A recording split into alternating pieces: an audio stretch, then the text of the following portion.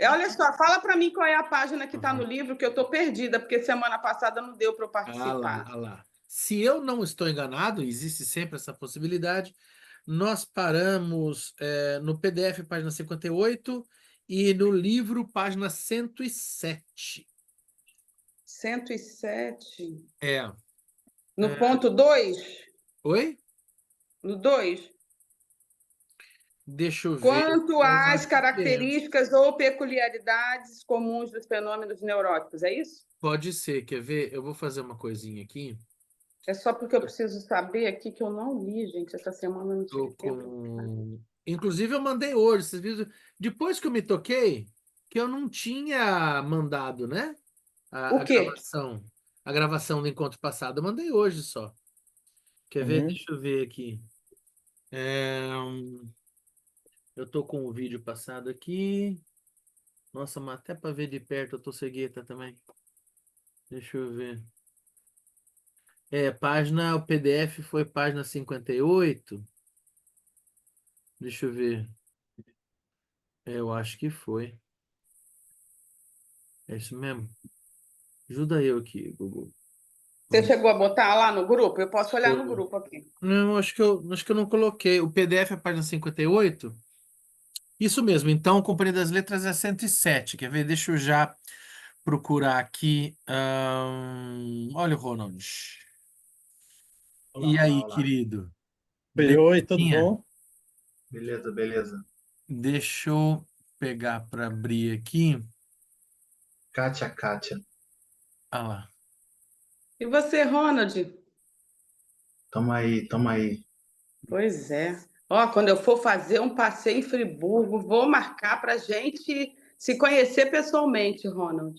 Vem pra cá, vem pra cá. Não sou Ai, Ah, Silvio Santo não, mas vem. daqui de onde eu moro para Friburgo é mais perto do que para ir para Petrópolis e tudo mais, porque para Toma um café Petrópolis, aqui, vem aqui em casa. Toma um café olha, aqui. e muito mais perto que a Amazônia do Benjamin. Mas a gente vai, viu, Rony? Estamos marcando já, todo mundo vai invadir a Amazônia, Vem, vai criar vem. um polo de psicanálise, da onde a gente vai colonizar o mundo. Ou descolonizar, Eu né? tava Ó, falando aqui de Manaus. quem é psicanalista e vem aqui na minha casa, eu faço uma sessão, hein? Eu É sou mesmo? o analisante. É, Mas analisa. ué. Tem que É, para todo vir mundo na que minha vem casa, tem que me analisar. É isso aí? tem que me gente, analisar, mas olha só, claro, tem que me escutar, tem que me analisar, isso aí. a gente vive rodeado de analista, querendo ou não, tudo que você. Não adianta, a gente não está fazendo análise 24 horas, mas o ouvidozinho assim, ficar tão atento quando sai um ato falho, né? Nossa, totalmente, né? Certas coisas não se pode dizer do lado de analistas, é muito perigoso. Ó, É... pode vir, gente, pode vir que eu quero ser escutado por vocês. Pode vir, Kátia. Escutado, mas com intervenção ou sem intervenção? Ó, Com tudo que tem direito, se você Então quiser. tá bom. Tá autorizando, viu? ah Todo lá, mundo é Tá autorizado. testemunha. aí, tá vendo? Quem não morre não vê Deus. Tá pequenininho, É... Oi? ficou pequenininho, mas Sabe o que eu descobri? Que eu tenho, eu tava numas que quando grava o vídeo, ele mantém as imagens de todos nós aqui no canto direito. Ainda que eu mude a gravação, ainda que eu pegue, arraste e ponha para cima, assim, na gravação fica no canto direito. E daí, se eu aumentar muito, como eu antes fazia, ele come as palavras aqui, sabe? sim. Então eu tenho que trabalhar com esse tamanho para não comer. Opa, Tá perdi bom. aqui. Né? Que doideira isso daqui. Eu não sabia, eu achei isso ruim do aplicativo, né? Então é isso mesmo. A gente tá na página 58, é, na página 58 do PDF e no livro físico. Nossa, socorro aqui. 107. 107, né? Certo. Cento e sete item 2. Maravilha. Então, deixa eu ver. Há uma, seria uma boa ideia hoje de 58, vamos por 68, 69, 70, 71, 70 e mais ou menos até 72 aqui no PDF. né? Vamos ver se a gente atinge essa meta hoje. Vamos lá, então. A gente vai lendo e vai relembrando o que foi falado antes. 2. Quanto às características ou peculiaridades comuns dos fenômenos neuróticos, há 2 pontos a destacar. Já estou lembrando. Ele estava fazendo a sonhada ponte, como estava lembrando o Benjamin, né? Que ele está no momento agora de resumo daquilo que ele falou lá no começo, só que agora ele vai fazer uma espécie de elo entre a reflexão histórica, por assim dizer, arqueológica, com a estrutura do funcionamento neurótico para mostrar como que a organização histórica, cheia de lacunas, de vai e voltas, de retornos de recalcados, etc. e tal, historicamente funciona como neuroticamente no sujeito, no indivíduo. Como que o macrocosmo repete o microcosmo. Parece que esse é o movimento que a gente está vendo agora, né? Então, 2, quanto às características ou peculiaridades comuns dos fenômenos neuróticos, há 2 pontos a destacar. A. Os efeitos do trauma são de 2 tipos, positivos e negativos. Os primeiros são tentativas de fazer novamente agir o trauma, ou seja, de lembrar a vivência esquecida, ou, melhor ainda, de torná-la real, de vivenciar de novo uma repetição dela, ainda que tenha sido apenas uma relação afetiva anterior, de fazê-la reviver uma relação análoga com outra pessoa. Resumimos essas tentativas sob o nome de fixações no trauma e de compulsão à repetição. Elas podem ser acolhidas no assim chamado eu normal, e sendo tendências constantes dele, dar-lhe traços de caráter imutáveis, apesar de, ou melhor, justamente por seu verdadeiro fundamento, sua origem histórica, ter sido esquecido. Assim, um homem que passou a infância num vínculo exagerado com a mãe, agora esquecido, pode procurar a vida inteira por uma mulher da qual se torne dependente, pela qual seja alimentado e mantido. Uma garota que na primeira infância foi objeto de uma sedução sexual pode arranjar sua vida sexual posterior de modo a provocar sempre ataques assim. É fácil imaginar que a partir dessas percepções sobre o problema da neurose podemos avançar no entendimento da formação do caráter. As reações negativas perseguem a meta contrária,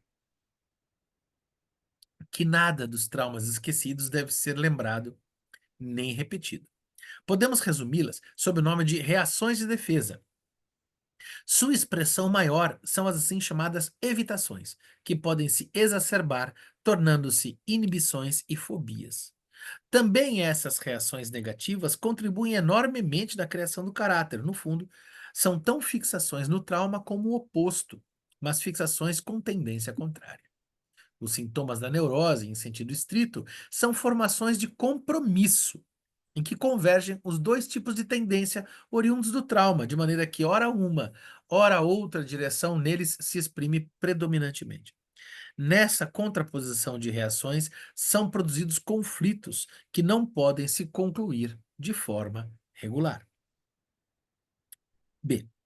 Todos esses fenômenos, os sintomas, as restrições do eu e as mudanças de caráter estáveis, têm caráter compulsivo, isto é, com grande intensidade psíquica, mostram a ampla independência da organização dos outros processos psíquicos que são adaptados às exigências do mundo externo real, que obedecem às leis do pensamento lógico.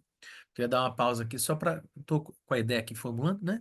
Que acho que um destaque que vale a pena destacar, né? A ideia de que o sintoma neurótico, ele é, antes de mais nada, um compromisso, né? Eu acho que essa ideia ela é repetida em outros momentos, até na própria obra do Freud e tal.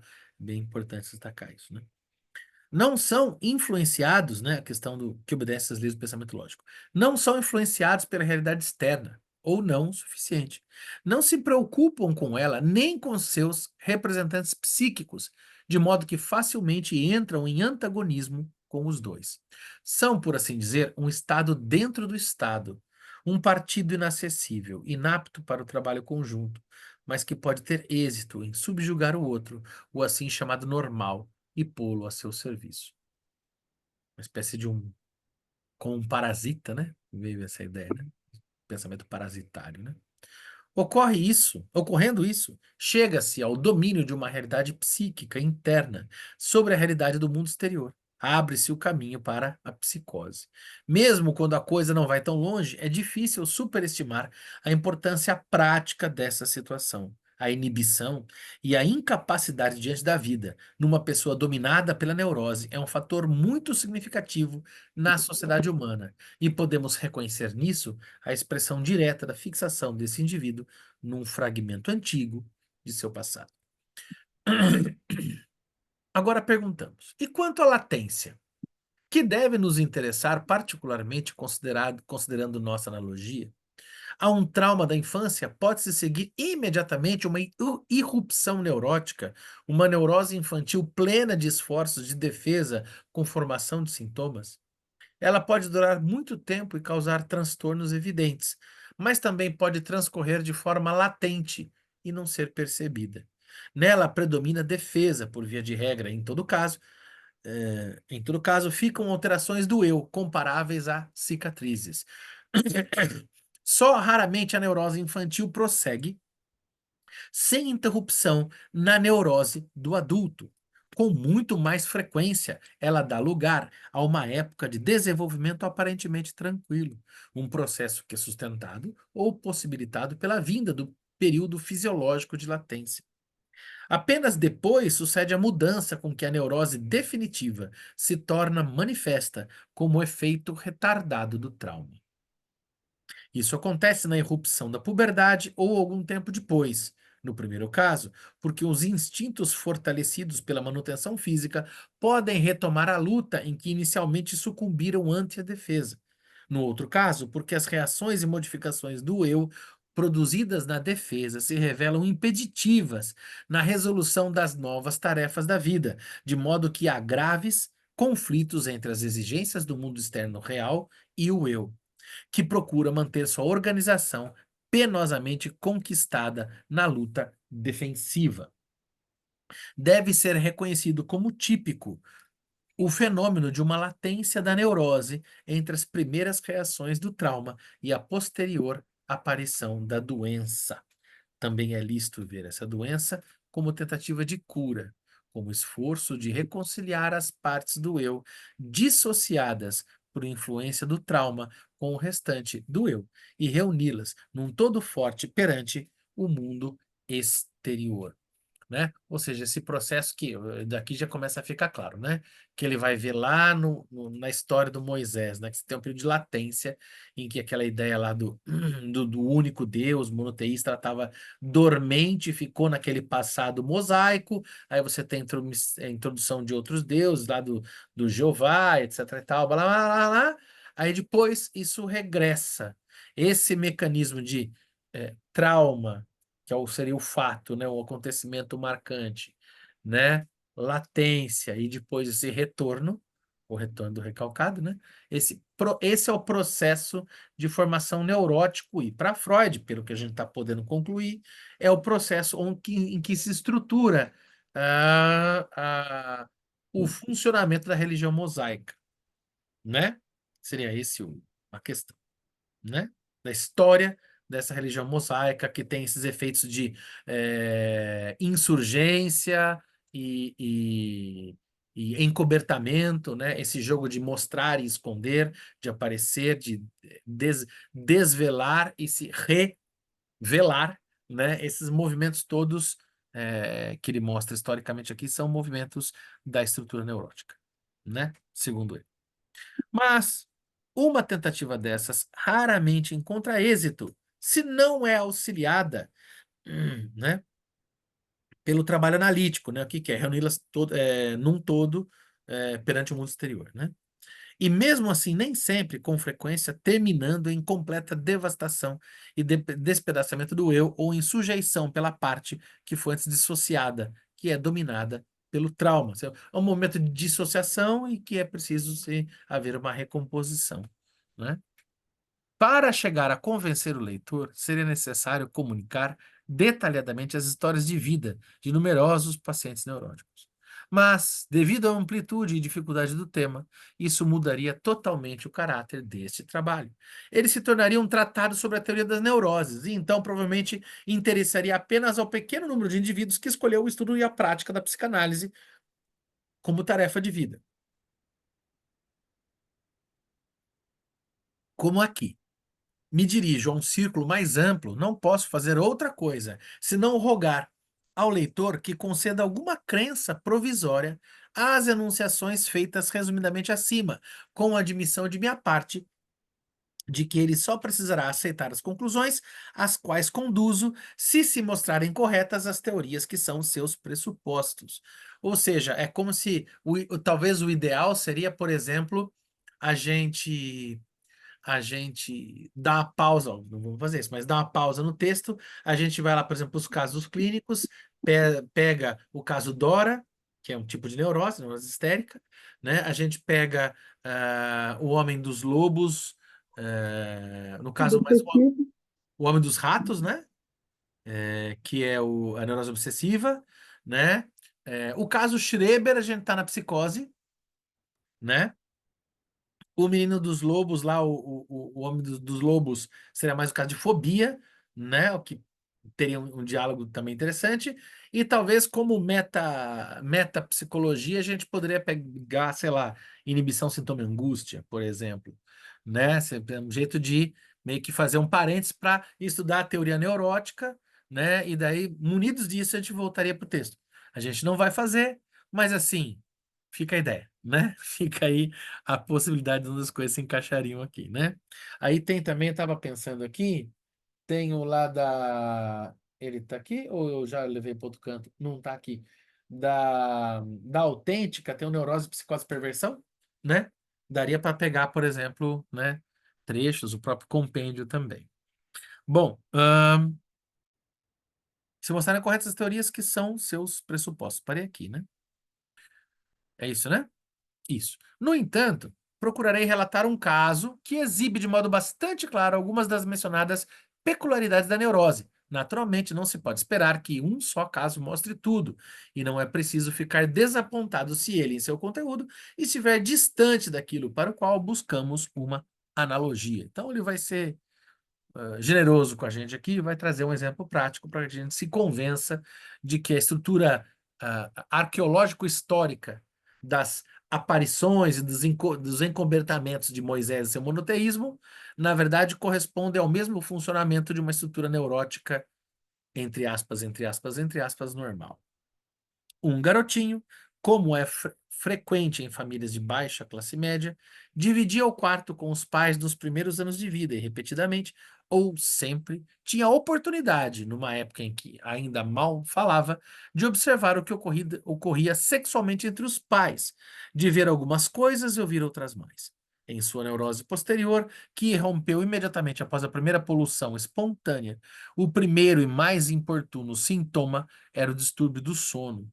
Ele se tornou extraordinariamente sensível aos ruídos noturnos e, uma vez acordado, não conseguia voltar a dormir. Esse distúrbio do sono era um autêntico sintoma de compromisso. Por um lado, a expressão de sua defesa contra aquelas percepções noturnas. Por outro, tentativa de restabelecer o estado de vigília em que podia ficar à espera daquelas impressões. Anexando um outro caso aqui, eu tive o caso do meu, aqui, o caso clínico do encanador aqui de casa, que estava aqui, o encanador consertando na calçada um problema no encanamento, e ele conversa, né, sempre lá, para dar uma água pro cara, um café, não sei o que, lá, e a gente adora ouvir, né? Óbvio, né? Aí ele começa, não, sabe essas coisas, porque o que você faz? Ah, eu sou psicanalista. O que é isso? Não, não, psicanalista, a gente escuta as pessoas para ajudar. Ah, tá, trabalha com gente doida, né? Ah, interessante. Ô, pai, que essa coisa de gente doida, muita coisa a gente pensa é coisa da cabeça da gente, né? Porque quando era pequeno, a mãe sempre falava do lobisomem, do bicho-papão, e a gente ficava morrendo de medo. Mal sabia, rapaz, depois que eu descobri os barulhos do lobisomem que eu ouvia, era o barulho de maninha e painho furunfando lá no quarto. Tá vendo? Olha lá, tá aí seu Freud, né? E ele contou essa história, eu falei, é mesmo? Olha, que interessante, conte-me mais, né? E ele assim, acha, a gente fica achando que as coisas não é tudo coisa da cabeça da gente. Tá aí, né? Continuando. Tal observação logo despertou o menino para a masculinidade agressiva e ele começou a excitar seu pequeno pênis com a mão e a empreender diversos ataques sexuais à mãe, identificando-se com o pai, em cujo lugar ele se punha. Isso continuou até que a mãe lhe proibiu tocar no membro e, além disso, ameaçou contar ao pai que, como punição, tiraria dele o membro pecador. Essa ameaça de castração teve enorme efeito traumático no garoto. Este abandonou sua atividade sexual e mudou seu caráter. Em vez de se identificar com o pai, tinha medo dele, adotava uma atitude passiva perante ele e, comportando-se mal em certas ocasiões, fazia com que lhe aplicasse castigos físicos que, para ele, tinham um significado sexual, de modo a assim poder se identificar com a mãe maltratada. Agarrava-se a essa mãe de forma cada vez mais angustiada, como se em nenhum instante pudesse dispensar seu amor, no qual via a proteção contra a ameaça de castração vinda do pai. Nessa modificação do complexo de Édipo, ele passou o período de latência, que não teve transtornos evidentes. Tornou-se um menino exemplar e foi bem-sucedido na escola. Até agora, acompanhamos o efeito imediato do trauma e confirmamos o fato da latência. A chegada da puberdade trouxe a neurose manifesta e revelou seu segundo sintoma maior, a impotência sexual. Ele perdeu a sensibilidade do membro, não procurava tocar nele, não ousava se aproximar de uma mulher para fins sexuais. Sua atividade sexual permaneceu limitada à masturbação psíquica com fantasias sadomasoquistas, nas quais não é difícil ver rebentos das antigas observações do coito dos pais. A onda de masculinidade reforçada que a puberdade traz consigo foi empregada em furioso ódio ao pai e insubordinação. Essa relação extrema e inconsiderada com o pai, beirando a autodestruição, foi responsável também por seu malogro na vida e seus conflitos com o mundo exterior. Ele nada alcançou na profissão, pois o pai o havia forçado a escolhê-la. Também não tinha amigos e não se dava bem com seus superiores. Quando, acometido desses sintomas e incapacidades, ele finalmente encontrou uma mulher após a morte do pai, nele surgiram, como se fossem o núcleo do seu ser, traços de caráter que tornaram o relacionamento com ele algo difícil para todos ao seu redor. Desenvolveu uma personalidade absolutamente egoísta, despótica e brutal, que evidentemente necessitava oprimir e magoar os outros. Era a cópia fiel do pai, como a imagem deste que se havia formado em sua lembrança, ou seja, uma revivência da identificação com o pai, a que o menino se entregara por motivos sexuais. Nessa parte da história clínica, percebemos o retorno do reprimido, que expusemos como um dos traços essenciais de uma neurose, junto com os efeitos imediatos do trauma e o fenômeno da latência. D. Aplicação. Então, né, temos aqui uma estrutura que a gente encontra, tem um certo aroma aí de Homem dos Lobos, de Homem dos Ratos, né? E agora ele vai mostrar como isso, imagino eu, se articula, né, com a questão da historicidade de Moisés aqui. Acho eu, né? Ah, não, vai continuar na ideia do indivíduo para depois ir, né, pro Moisés. D. Aplicação. Trauma antigo, defesa, latência, irrupção do adoecimento neurótico. Retorno parcial do reprimido. Eis a fórmula que apresentamos para o desenvolvimento de uma neurose. O leitor é agora convidado a dar este passo.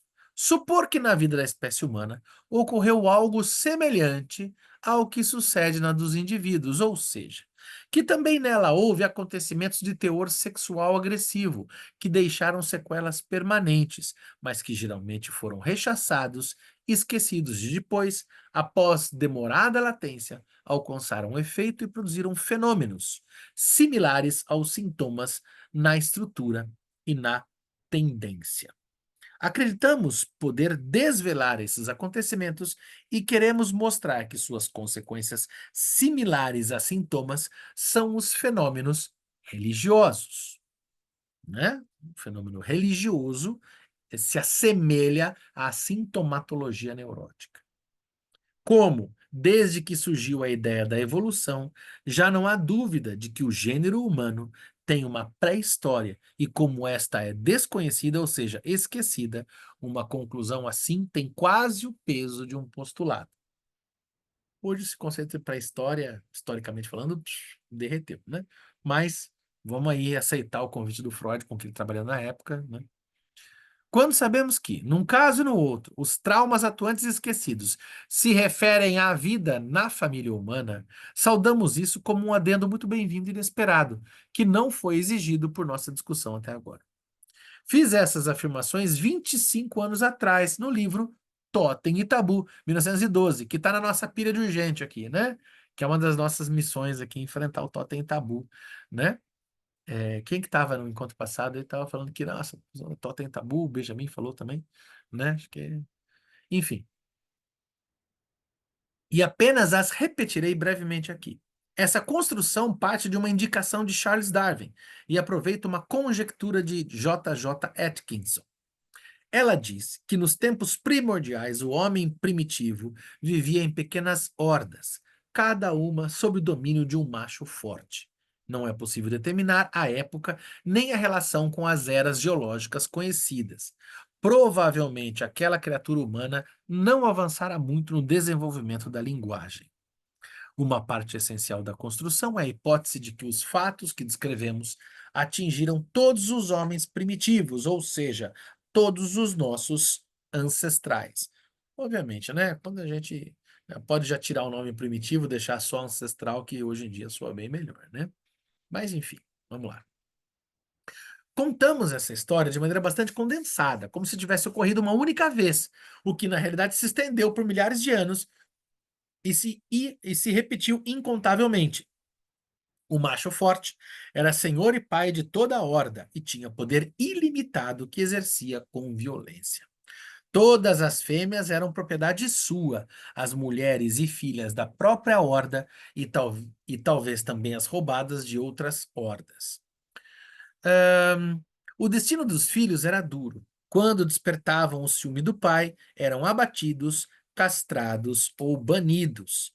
Tinham de viver em pequenas comunidades e obter fêmeas mediante o rapto, um ou outro podia, então, alcançar uma posição semelhante à do pai na horda primitiva. Dois episódios míticos que nos fazem lembrar, podem remontar a essas suposições para-antropológicas do Freud. O episódio de Cronos e Reia, que eu narrei em outro contexto, falando lá da Via Láctea, né? Que é quando Cronos, né? Quando você tinha lá Cronos, que é o titã do tempo, e Reia, ou Gaia, ou Geia, que é a titã da Terra, né? Produz filhos, que são titãs, que são devorados pelo pai, pelo tempo, né? O tempo devora a todos. Contudo, a Terra se apaixona por um deles, né? Pelo próprio filho, que é Zeus, né? E o não entrega ao pai, dando uma pedra, um fantoche, um espantalho, né? Uma pedra como espantalho no lugar, né? Fazendo que surja o primeiro imortal que vai libertar os irmãos, que é Zeus. Né? Essa ideia de um pai primitivo, que seria aqui representado por Cronos.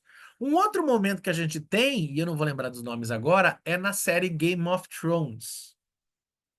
Essa visão que a gente pode ver aqui no Freud, que é uma visão muito marcada por um certo pensamento, vamos colocar aqui até colonial, por que não dizer, né? Porque, olha, né, o primitivo, o ancestral, etc e tal, né?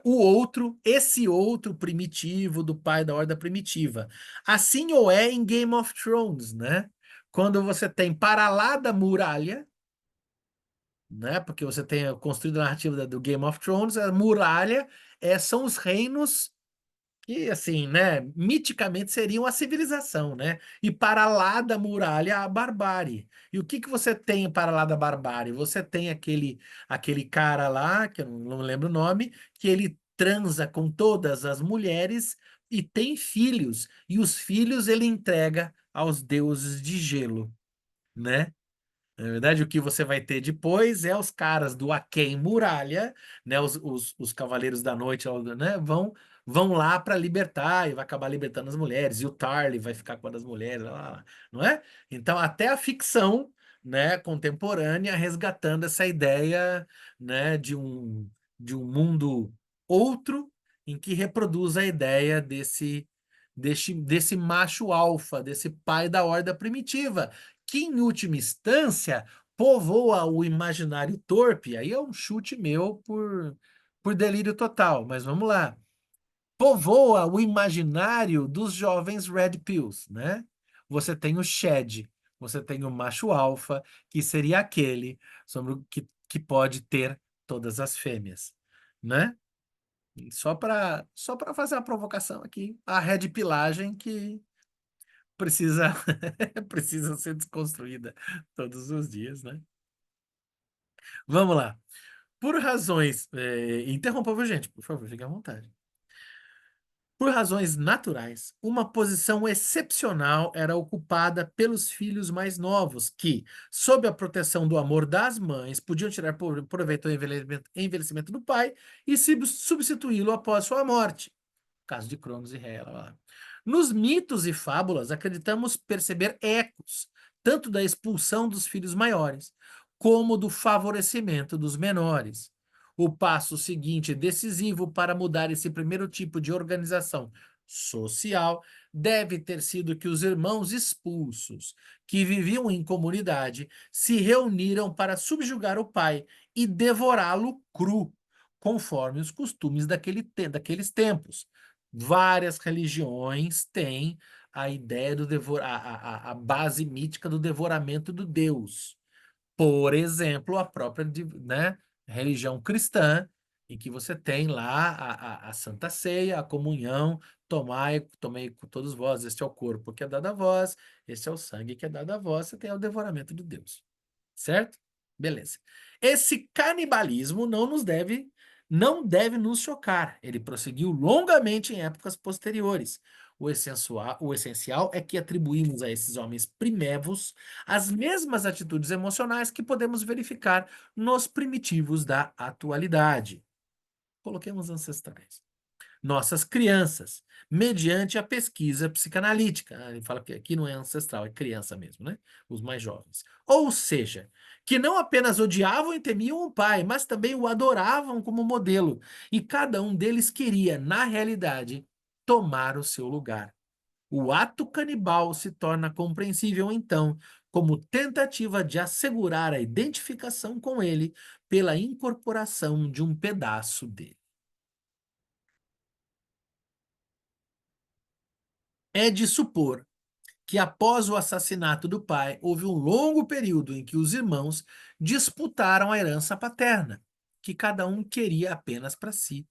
A compreensão dos perigos e da inutilidade dessas lutas, a lembrança do ato de libertação realizado conjuntamente e os laços afetivos que nasceram na época do banimento levaram, enfim, a união entre eles a uma espécie de contrato social. A primeira forma de organização social surgiu com a renúncia instintual, o reconhecimento de obrigações mútuas, o estabelecimento de instituições ditas invioláveis, sagradas, ou seja, os primórdios da moral e do direito. Cada indivíduo renunciou ao ideal de conquistar a posição do pai e a posse da mãe e das irmãs. Com isso, iniciou-se o tabu do incesto e o mandamento da exogamia, né? E daqui a gente pode ter uma ponte maravilhosa para pensar em Lacan, né? Porque o Lacan parte da ideia do estruturalismo que a gente tem em Lévi-Strauss, e o Lévi-Strauss parte justamente dessa questão, que é a proibição do incesto, né? O incesto é proibido em toda uma das possibilidades de se definir humano, é que toda comunidade humana, o incesto é proibido. Ah, mas tal comunidade, você tem uma relação de, né? Mas é aquilo. O que é incesto para cada comunidade muda. O que é pai, o que é mãe, o que é irmão, o que é tio, o que é tia, para cada comunidade, para cada família, para cada cultura é diferente. O que é incesto para uma cultura não é para o outro. O que é pai para uma cultura não é para o outro. O que é mãe para uma cultura não é outra. Mas a ideia do incesto, de proibições de intercursos sexuais entre membros próximos de famílias, é algo que é a tônica de toda a cultura humana. Talvez possa ser uma definição possível para o que é o humano, né? A recordação do pai, continuando aqui, a recordação do pai prosseguiu nessa época da aliança dos irmãos. Para substituto do pai, foi encontrado um animal forte, que talvez fosse também temido inicialmente. Tal escolha pode nos parecer estranha, mas não havia para os primitivos o hiato que depois o ser humano estabeleceu entre si e os animais, e tampouco existe para nossas crianças, cujas fobias de animais podemos explicar como o medo do pai. Na relação com o animal totêmico se mantinha plenamente a original dicotomia, ambivalência, do laço afetivo com o pai. O totem era visto, por um lado, como ancestral de sangue e espírito protetor do clã. Tinha de ser venerado e poupado. Por outro lado, instituiu-se um dia de festa em que lhe davam o mesmo destino que tivera o pai primordial. Era abatido e devorado conjuntamente por todos os camaradas. A refeição totêmica, conforme Robertson Smith. Esse grande dia festivo era, na realidade, uma comemoração do triunfo sobre o pai, obtido pelos filhos aliados. Onde fica a religião nesse contexto? Acho que temos todo o direito de ver no totemismo, com sua adoração de um substituto do pai, a ambivalência demonstrada pela refeição totêmica, a instituição de festas comemorativas e de proibições cuja transgressão é punida com a morte. Podemos ver no totemismo, eu dizia, a primeira forma como aparece a religião na história humana e comprovar seu vínculo, existente desde o início, com ordenações sociais e obrigações morais. Dos desenvolvimentos posteriores da religião, podemos oferecer aqui apenas um breve resumo. Sem dúvida, ocorreram paralelamente aos avanços culturais da espécie humana e às mudanças na estrutura das comunidades humanas. A ideia de que o pensamento infantil é um pensamento totêmico, né? E que o processo psicanalítico seria justamente esse processo aqui, né? De fazer como Freud fez com Moisés, né? De desconstruir essa estrutura totêmica, evidenciando os recalques, né? Evidenciando a latência, essa pós-latência de como há o retorno do recalcado, etc, etc, etc. Né? É no mínimo, interessantíssimo, né? O avanço seguinte. Ô, Eu fico... Fábio, Fale, Kátia. eu não sei se o Ronald está aí, eu não sei se ele lembra, se ele estava num outro grupo que a gente estava fazendo uma leitura do Manifesto Antimaternalista. Eu não sei se foi ele que trouxe a história de não sei se é uma tribo africana, que essa ideia de pai não tem, que você estava lendo ali nessa página 116, aí eu estava aqui lembrando disso, mas eu não lembro dessa história direito. Era mais ou menos isso. Se o Ronald não foi ele que contou, Ronald se está ele aí, não. ó. Fala aí, Ronald. Oi, tamo aí, estamos aí. Não, o que acontece? As relações de parentesco são muito diferentes, né? É, o pai não é aquele que ele pode entrar e sair da função paterna. Então, não existe uma pessoa em determinadas sociedades africanas onde você não tem uma pessoa que faz uma função paterna. Ele pode entrar e sair da função paterna dependendo das relações que se estabelece com o que tá sendo chamado de filho. que está sendo nomeado de filho. Então ele é dinâmico, né? É Ô, dinâmico. Ronald, A mãe não é a mãe não é a mãe, né? A mãe também não é função, a função materna é coletiva, né? Exato, isso mesmo. O outro, o grande seu, outro, esse outro aí é coletivo, né? Fala, eu, Fábio. eu tava vendo no Davi Copenaua, se não me engano, dentre os Yanomami, eu acho que o Davi, acho que está falando ali dos Yanomami mesmo. Dentre os Yanomamis, parece que, por exemplo, a questão do incesto é muito mais entre o genro e a sogra do que entre mãe e filho, por exemplo, entendeu?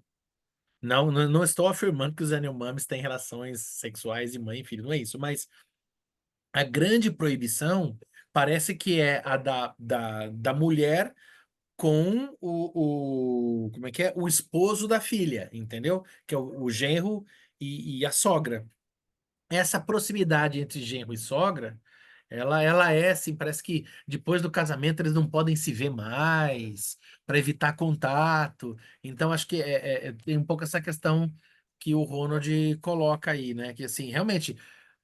E daí a ideia, por exemplo, do estruturalismo do Levi-Strauss é isso: o incesto, ele é uma tônica dos humanos. Tá. Agora, o que é incesto para cada comunidade, aí, aí tem todo. Agora, do manifesto antimaternalista, eu não sei.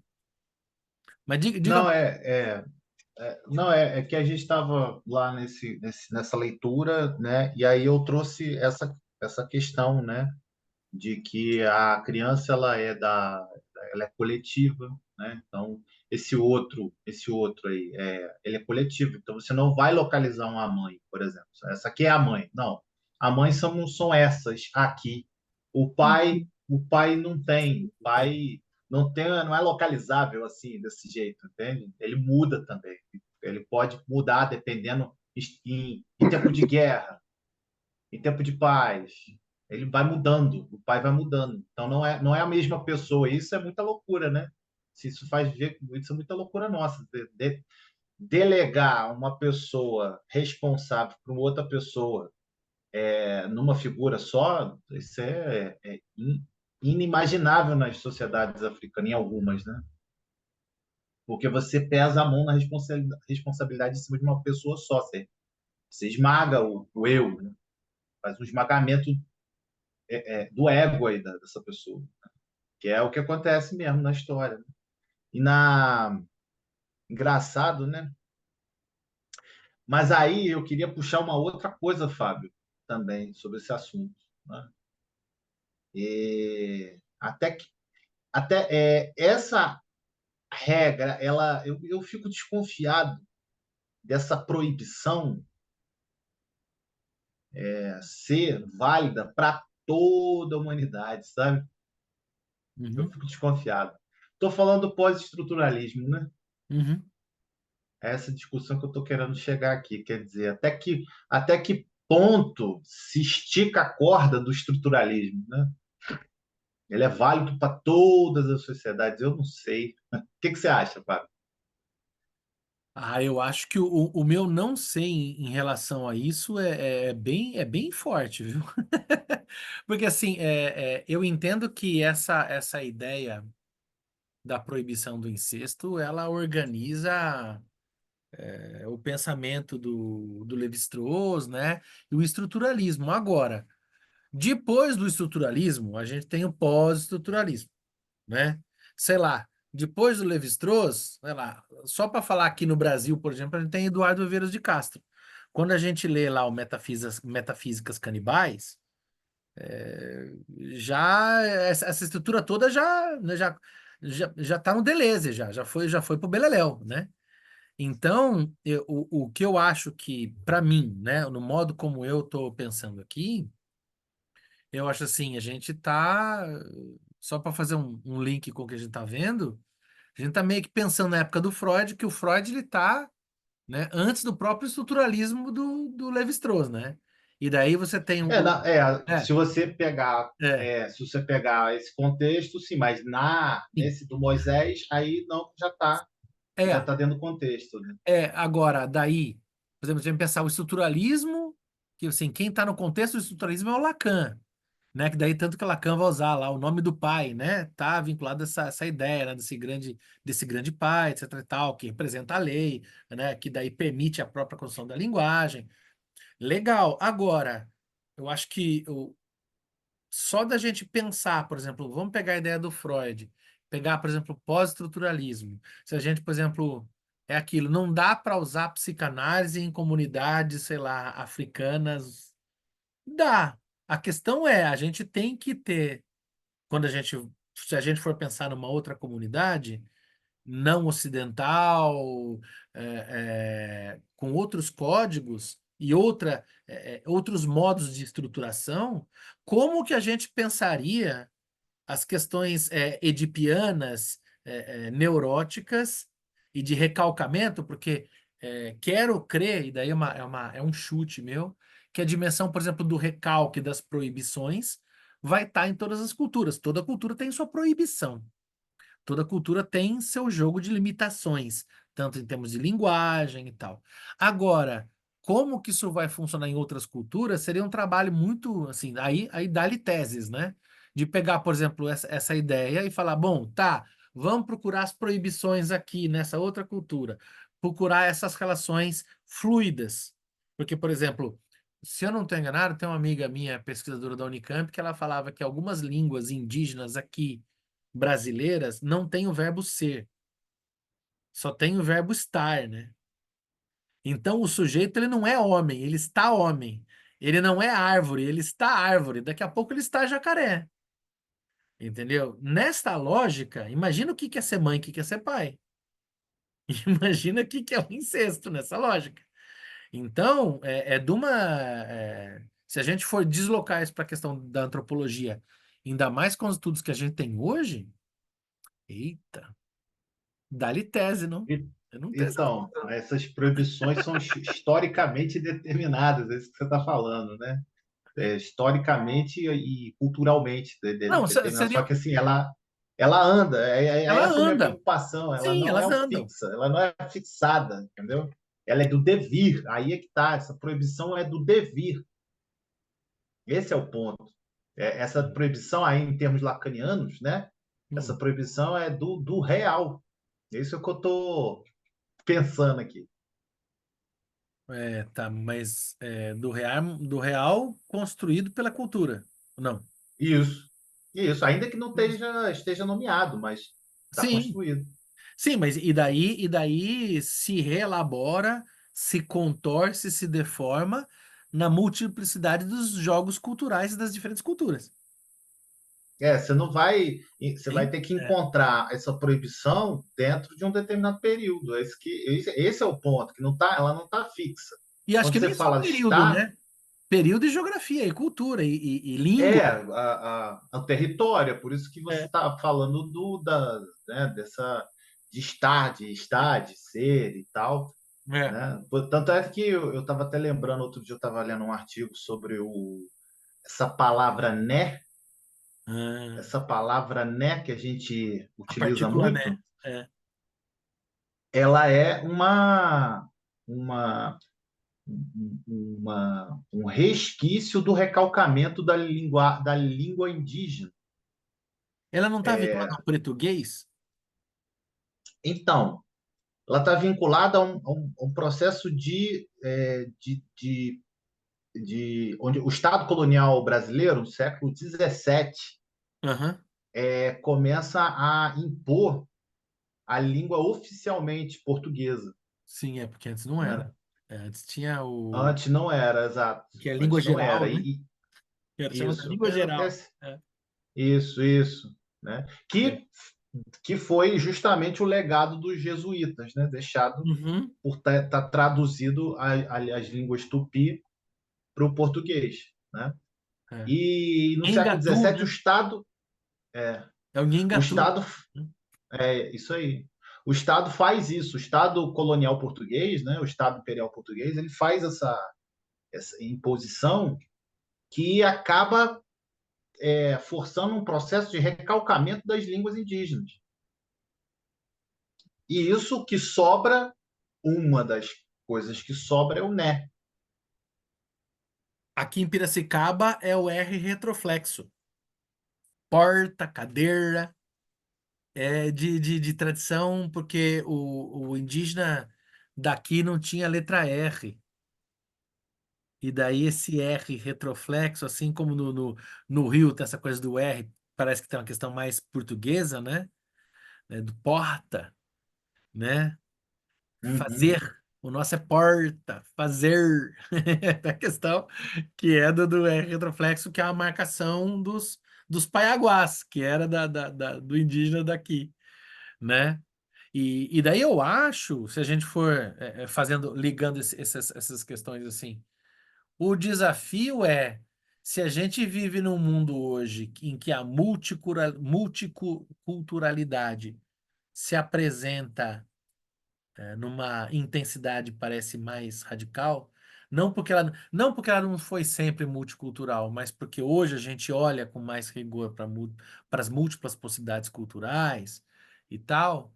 Então, essas dimensões aqui das proibições e das estruturas, elas talvez precisem ser pensadas por analista de maneira mais fluida. Daí a necessidade da gente estudar, por exemplo, a questão da questão negra no Brasil, da questão, né, Corpos trans, né? Onde você está dos chegando, corpos né, Fábio? trans. Daí a nossa necessidade de falar, peraí, mas esses jogos culturais são muito mais coloridos do que a gente está vendo aqui. Ainda que isso seja um bom começo, eu acho que todos nós, minimamente psicanalistas, acreditamos, não, isso daqui é um ótimo começo, mas não dá para supor que num mundo tão multicultural, transcultural, a gente vai conseguir pegar uma estrutura rígida para falar, olha, pai, mãe, né? Mas bom, isso daí já não dá mais mesmo, né? Pai, mãe, né? Como assim, pai, mãe? Pai é função, não é problema. Pai é função, né? O nome do pai é uma função, não é o pai, né? Numa família Mas é aí que duas tá. mães, Você aí é que tá, pode ter aí que tá, né? Que é o que eu estou te dizendo. Em algumas sociedades africanas, o sul de Angola, por exemplo, os, em determinados momentos nem a função tem.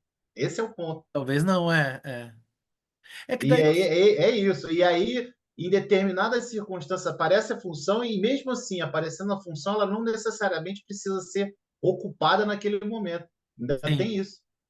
E aí talvez também fosse uma questão de localizar nessas determinadas comunidades assim, se aparece essa função, ou se não é exatamente uma função pai, mas pode falar, não, a gente vai utilizar como função pai, mas aqui é um pouco diferente, né? Eu acho que é uma questão aí é um trabalho. Assim, penso eu. Vamos lá, né? Vamos fazer. Olha, vou fazer uma resposta lacaniana. Vou. Puta Você sacanagem. quer ver, Fábio, enquanto você vai E como é que. pensando aí, por exemplo? Justamente pela Você, falta é onde há o desejo, não é? Ou seja, por exemplo, a gente não encontra esse lugar, a gente nosso desejo de ter que mapear isso e ter que buscar essa resposta em cada comunidade, em cada cultura, não é? É esse o por desafio exemplo, aberto, né? eu, eu fiquei assim, teve um texto que eu escrevi, descendente, alguma coisa assim. E aí fui corrigido, né? Fui corrigido para os antropólogos africanos, assim, né? Eu falei, Ronald, aqui não tem descendente, aqui não existe isso, descendente, não tem. Olha que legal. Não existe essa palavra aqui, né? Não tem essa ideia aqui, E não rola nem de descendente. substituir, né? Tipo assim, não, porque substituir Não, é a mesma coisa. não, porque você é o pai, por exemplo. Tá. Eu sou o pai. O Fábio é uma coisa, assim, por exemplo, eu sou, sei lá, eu sou tupi, Uhum. sujeito sem autonomia, eu sou tupi. É. Porque você chega lá e fala assim, você vai conhecer meu pai, beleza, eu chego lá, você é o pai do fulano? Ah, sou, mas o fulano é branco português, Uhum. tá ali há 40 anos no sul de Angola. Não, meu pai, e aí? É meu pai. Não, eu sou o pai dele, sim. Você fica, ué, que é isso? Tem uma história assim que aconteceu interessante. Uma vez a gente, aqui na universidade onde eu fiz o curso de História, né? Na Unimep, a gente foi visitado por uma comunidade indígena, né? Que era Chavante. E inclusive, nunca mais tive notícia, né? Tá o cacique Domingos Mahoro Eo, nunca me esqueci o nome dele. E ele veio, e daí ele ficou muito amigo da coordenadora do curso, que era a professora Virgínia. E o filho da professora Virgínia se chama Jordano, em homenagem a Jordano Bruno, obviamente. Chama Jordano. E daí o cacique Domingos achou lindo o nome Jordano. E daí ele falou: "Ó, quando o meu próximo filho vai se chamar Jordano, né?" E daí ele teve o filho, nasceu o Jordano, né? E daí ele liga, ele fala assim, ele telefonou para a Virgínia, ela contou pra gente essa história, né? Que ele falou: "Virgínia, o Jordano nasceu aqui." Ela falou: "Ah, você também deu o nome do seu filho de Jordano?" Ele falou: "Não, o Jordano nasceu aqui. É o Jordano. Não é o nome Jordano. O Jordano está aqui agora também." Falou: "Mas como?" Tá aqui, ó, Jordano. Né? Então não é um nome que se carrega como tem muitos Fábios, muitos Benjamins e muitos Ronalds, muitas Kátias. Não. O nome é a pessoa. Então, a realidade, vamos dizer assim, ôntica, né? A realidade do ser é a realidade do ser. Dessa dimensão que você falou, por exemplo, do pai, né? Mas como é o pai, se é o outro? Não, é o pai. Mas e aí? Aí é o Você se desafio, né? autotitula. Eu É. sou, inclusive, esse que é português, branco, de olho azul, ele fala: Não, eu sou um Bali. Não é a etnia, né? Eu Uhum. sou um Bali. Como é que você é um Bali? Você não é, pô, né? Você não é. Branquelo. O que é isso? É. Como é que é isso? Não, não tem. Então, tem isso aí, você está falando aí, eu estou lembrando aqui da a questão da ancestralidade, né? E fui lá no sul, né? Eu tive lá, né? No sul de Angola, fazendo trabalho antropológico. E aí eu fui fazer uma entrevista na casa de uma pessoa, né? E aí a pessoa chegou: Ronald, fica à vontade e tal.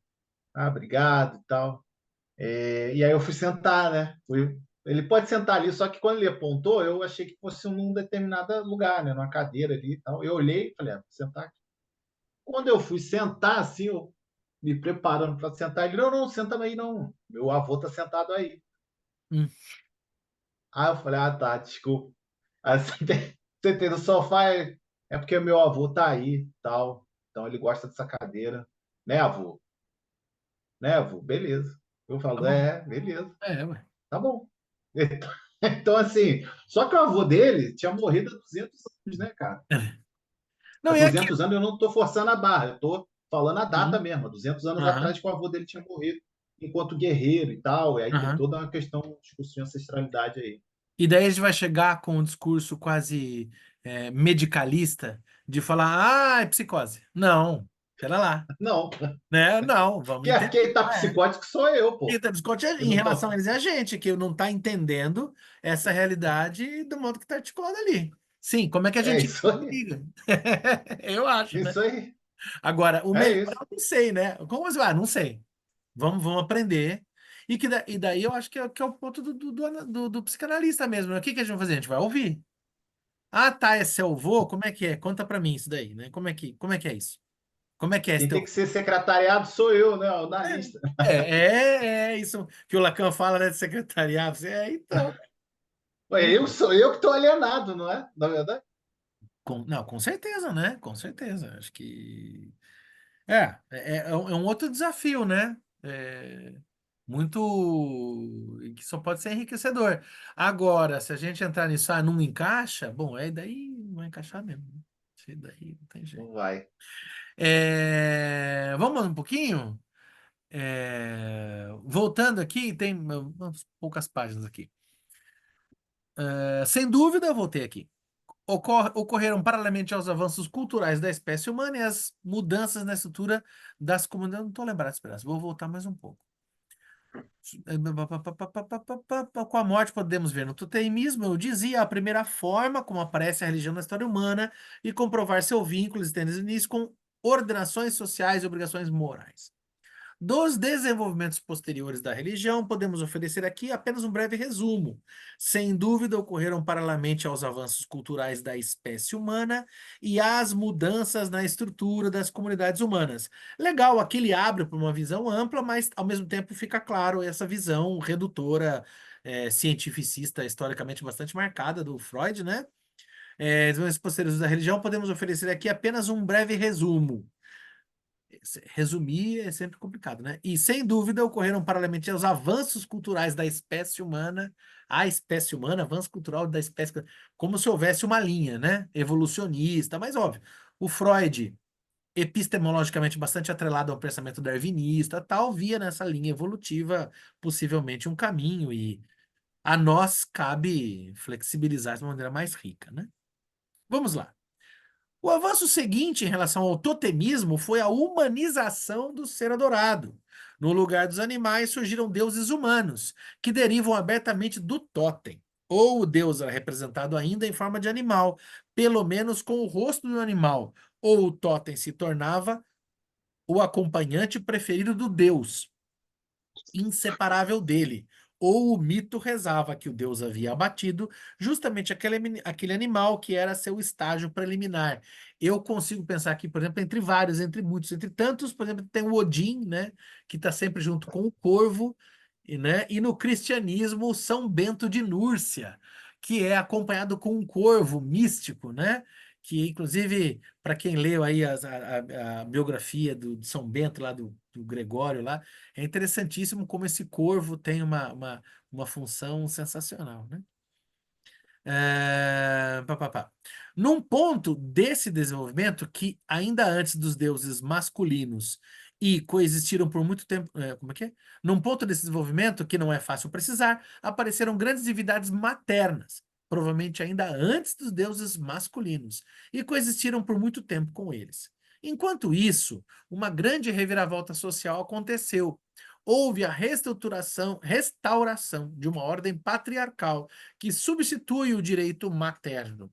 É certo que os novos pais não alcançaram a onipotência do pai primordial. Eram muitos, conviviam em associações maiores do que as antigas hordas, tinham de se entender bem, eram limitados por normas sociais. Provavelmente as divindades maternas se originaram na época da restrição do matriarcado, como compensação para as mães relegadas a segundo plano. As divindades masculinas apareceram inicialmente como filhos, ao lado das grandes mães. Somente depois assumiram claramente os traços de figuras paternas. Esses deuses masculinos do politeísmo refletem as condições da era patriarcal. Eram numerosos, limitavam uns aos outros, ocasionalmente se subordinavam a um. Deixa eu só dar um. Aqui. Foi? Não, eu não estou conseguindo. Vamos lá. Aqui. Os deuses masculinos do politeísmo refletem as condições da era patriarcal. Eram numerosos, limitavam uns aos outros, ocasionalmente se subordinavam a um deus superior. O passo que se seguiu leva ao tema que nos ocupa, ao retorno do Deus Pai único, que domina sem restrições. Ele está mostrando um processo que ele entende, vamos ficar com essa palavra por hora, né? Evolutivo, né? Da transformação do Deus, o Pai primordial, transformado num animal, um totem, né? Por conta do tabu. Aí ele está citando totem e tabu do incesto, né? E daí esse Pai primordial ele vai ser substituído. Desculpa, o pai primordial substituído por um animal, esse animal vai ser substituído depois por formas humanas, primeiramente uma forma feminina e depois uma forma masculina patriarcal, né? E ele vai notabilizar que existem momentos, inclusive, de transição e de pontos comuns entre masculinos e femininos. Uma das possibilidades que talvez ele vai passar aqui na mitologia egípcia, você tem Ísis, Osíris e Horus, né? Que inclusive pode ser uma das bases do pensamento cristão, né?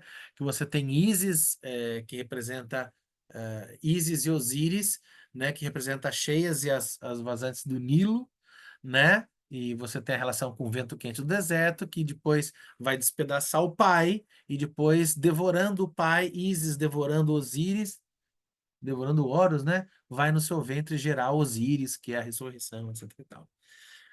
É... A gente está aqui agora na página do PDF, página 64. E eu vou interromper aqui, porque agora que eu vi. PDF, página 64. Se a Ruth estiver ligada nos movimentos, Ruth, você sabe que página nós estamos do livro físico? Nós estamos na página 118, 118. não Legal. é? 118? Você que disse que aqui eu fechei o livro aqui. Deixa eu ver. O passo das restrições. Cabe admitir. Isso. Então, Último parágrafo. 118. Ótimo. 118. 118, o último parágrafo. Vou até anotar aqui o cabe. Paramos E aqui. eu vou encerrar nosso encontro por aqui. Por quê? Porque hoje eu tenho compromisso às 6h30.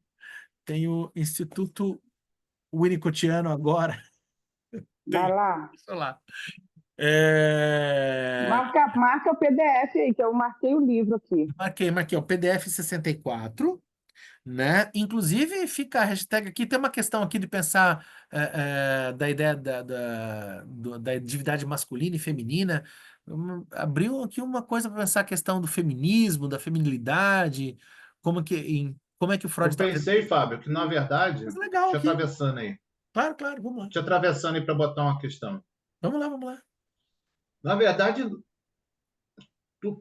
antes era muito mais, faz muito mais sentido, talvez nem ser a questão da mãe, né?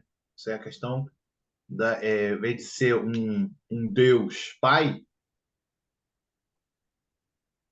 mas esse matriarcado antes de ser tudo, antes de tudo, Uhum. antes de transformar em animal, totêmico, antes de, Já ser uma sabe, matriarcado. já ser o matriarcado, antes de tudo, sem essa É. sem essa questão do patriarcado antes, né? Quem fala isso é a Gerda Lerner, né? Ah, tá. Não, tem uma hipótese, então. Eu não. Gerda Lerner que fala isso, É. sobre a questão do matriarcado, que realmente tem uma relação de poder aí, atravessando que soterrou o feminino. Ela reconhece, então, porque o Freud está colocando aqui, e essa pesquisadora, ela reconhece, então, que há uma sobreposição de matriarcado e patriarcado num jogo. É uma sobreposição, só que Tá, ela entende que essa sobreposição está na relação de poder. tá. E aí veio o cristianismo e soterrou tudo. O judaísmo, né? O judaísmo, enfim, Uhum. ou até antes das religiões politeístas, Que legal. patriarcais, né?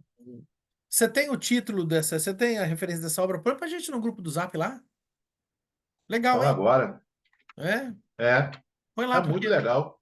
é interessante. Eu vou contribuir com o meu silêncio apenas, porque, putz, aí eu achei isso legal do jeito que o Freud canta a bola aqui, não por concordar com ele, mas por falar, nossa, não tinha pensado nessa relação de É, substituição, de troca, de negociação, né, entre masculino e feminino. mas ela fala porque Legal. ela pega o nome do livro é A História do Patriarcado. Ela pega 3.000 anos de história das culturas do Oriente, ali próximo Uhum, do Mediterrâneo, ali, das religiões politeístas, para te demonstrar que existe uma relação de poder entre as religiões politeístas, matriarcais e patriarcais, tá. onde Olha só. não é que o matriarcado perdeu, mas ela foi soterrada. Estou ferrada. Que interessante. Ela foi soterrada. Não é que ela perdeu e pronto, me rendo, não. Ela foi realmente soterrada. Você Foi tem sendo que recalcada, fazer um né? Vamos dizer trabalho. assim. Você tem que fazer um trabalho arqueológico ali para você encontrar, né? Que é o que Precisa você fazer faz. o retorno da recalcada aí, né? Isso aí. Né? Que é o que você É faz numa sério análise, mesmo. né? Oi? Que é o que se faz numa análise, né? Fazer isso mesmo, né? É um trabalho arqueológico, né? Arqueológico. Sensacional. Uhum. Gente, História do patriarcado. brigadíssimo. Tchau, tchau. Obrigado também a vocês Vou aí. interromper aqui. Obrigado, gente. Valeu demais. Tchau, tchau. Valeu. Deixa eu... Onde é que eu paro aqui?